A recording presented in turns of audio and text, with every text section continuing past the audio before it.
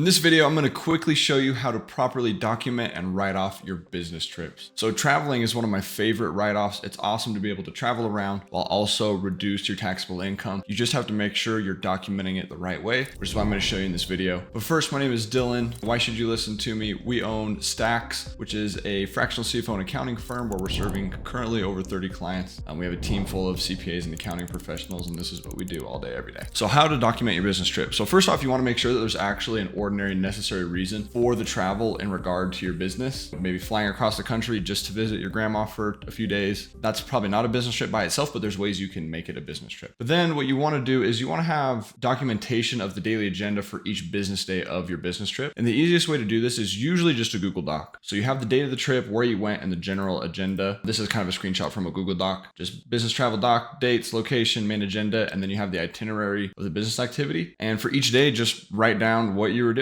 So some examples of this could be maybe you're doing a business planning session agenda, maybe if you're meeting with a business partner, maybe a list of clients or prospective clients that you visited in the area while you were there. Maybe you were checking out potential business office locations. Maybe there was a conference or a coaching mastermind or something relevant to your industry that you went to. Things like that. And then you can also feel free to attach photos, receipts, agendas, all that sort of stuff in here. The more proof and documentation, the better. And then finally, you want to make sure you share these details with your accountant. So when they're in QuickBooks, Xero, whatever accounting software you're using, they can also write a detail in on these transactions saying, hey, it was a business trip to New York for this conference over these days. Then you just have multiple layers of proof and documentation between the Google Doc, between the bank statements, and between the accounting software as well. So that's best practice as far as documenting your business travel. Now there's another cool thing you can do called wrapping the weekend. So this is a sweet rule in the tax code. And basically what it means is if you have a business trip where there's business activity on Friday and also the following Monday, then the Saturday and Sunday in between qualify as business days. So this essentially means that the lodging and meal expenses for that Saturday and Sunday become tax deductible, even if you didn't do 1 minute of work during those 2 days. So in this example below, so say you had Friday, you were meeting with John, reviewing Q3 performance with John, you met with a prospective client, etc. on Friday. Then Saturday and Sunday, you do what the heck you want. You go hang out with your family, your water park maxing, aquarium, church, beach with your wife, whatever, right? And then Monday, you also have ordinary necessary business work. Maybe it's a vendor meeting. Maybe you're searching for a new office for your business, team bonding, team lunch, that sort of thing. Boom, Saturday and Sunday, the lodging and the meals on those days are tax deductible through the business, even though you weren't